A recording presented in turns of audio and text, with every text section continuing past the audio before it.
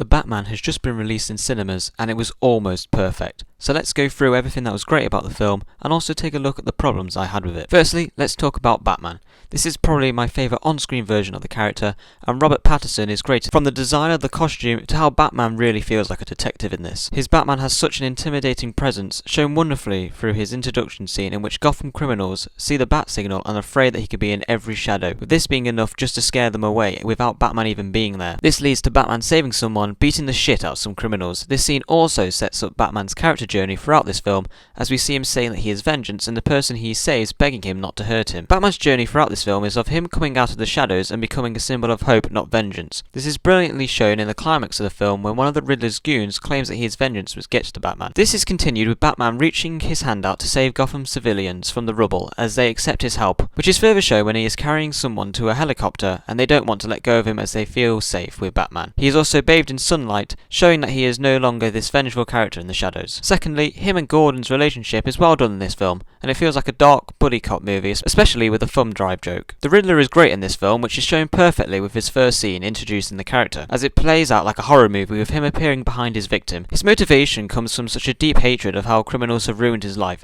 and how he sees Batman as an inspiration to go out and get revenge in his own twisted ways, where he ventures into Saw territory with how he kills the police commissioner. The other villains in this movie are brilliant as well, with the Penguin being a highlight, especially his car chase with the Batmobile. Catwoman and Batman's relationship is perfect in this film as they bounce off each other well and play into each other's strengths, and their relationship is fun to see grow over the course of the film. The plot of this movie is also brilliant as a detective noir story. It allows the scenes to fit perfectly together and allow a whole range of Batman characters to be included in this film. Lastly, this version of Gotham is beautiful as it feels both modern and gothic, especially Wayne Manor. Now for my main negative of this film, and that's Bruce Wayne. Whilst I think Robert Pattinson did a fantastic job playing him, I just wanted a bit more from that aspect of Batman's life. A lot of this film is focused on him neglecting the Bruce Wayne side of his life as he is fully committed to Batman, and this is done well. However, I don't believe it had a satisfying payoff. In the film, we see Ra's speak to Bruce about how he could do more to help the city as Bruce Wayne. It would have been nice to see this paid off at the end of the film. Maybe we could have seen Bruce with Alfred start to form the philanthropist side of Bruce Wayne's identity, which the Nolan movies did very well, with there being Batman, regular Bruce Wayne,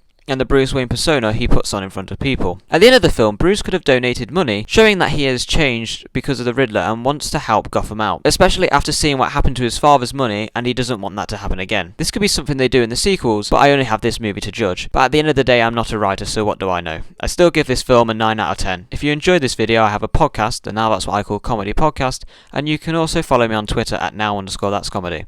Thank you, and goodbye, and goodbye.